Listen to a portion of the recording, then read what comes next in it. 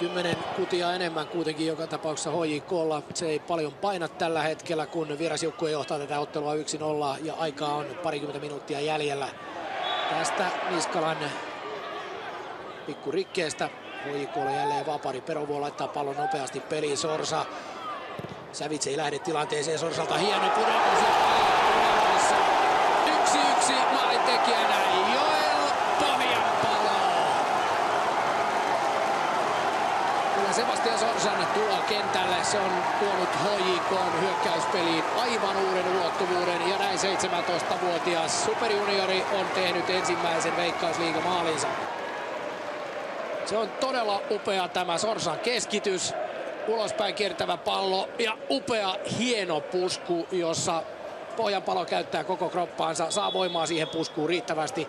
Peli on numeroissa 1-1. Upea maali. 72. peliminuutti. Ottelun numerot Pohjanpalon osuman jälkeen 1-1. Vielä pääsee kuitenkin väliin. HJK riistää jälleen pallon keskialueella. Savits. Savitsin syöttö sisään boksiin. Pohjanpalo! Minuutissa 2 maalia. Näin näyttää Joel Pohjanpalo, minkälainen kultakimpale hän on.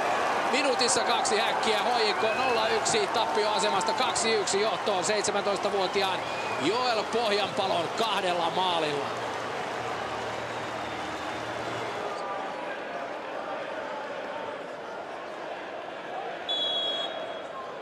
Pienessä tilassa operoitu hieno maalintekijän 2 upeaa maalia minuutin sisään.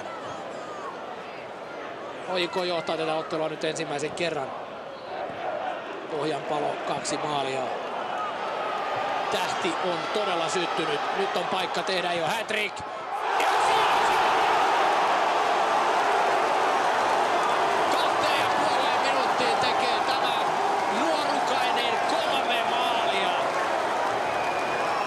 Mikä tarina.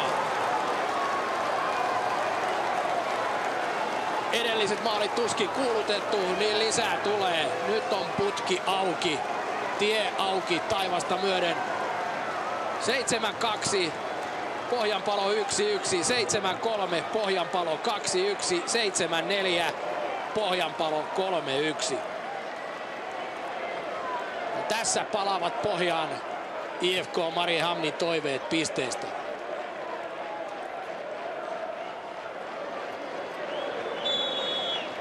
Nyt ei kukaan kysy enää, kuka on Pohjanpalo.